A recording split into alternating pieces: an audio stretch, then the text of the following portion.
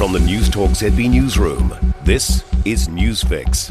In this update, emergency services have closed Hanson's Line in Palmerston North due to a serious crash. Police were called about 9 a.m. to a single vehicle crash on Newbury Manawatu. The road is closed between Te Arakura Road and Rangatike Line. Motorists are advised to avoid the area. A push for the government to take food safety seriously.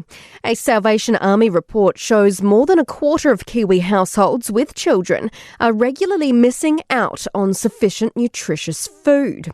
Despite this, it reveals New Zealand's exporting enough overseas to feed 40 million people.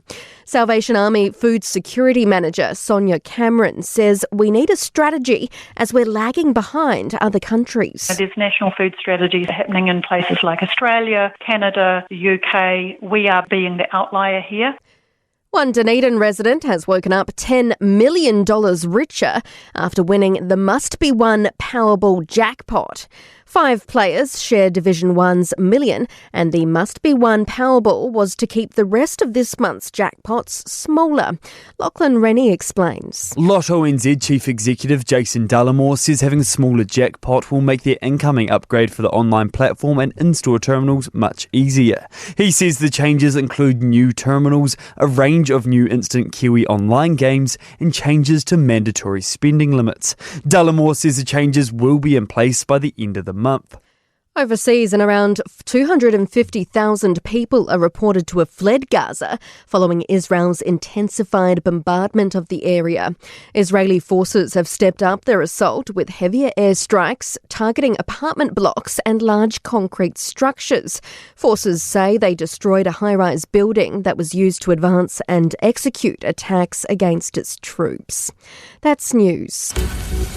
In sport, this won't be the Warriors' season after all. Bundled out of the NRL playoffs by Penrith after a 24-8 loss at Mount Smart.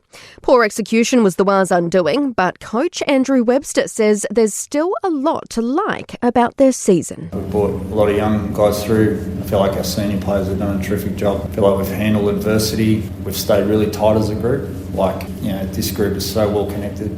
Denmark's Jonas Vingegaard is on the verge of claiming a maiden Vuelta cycle classic in Spain.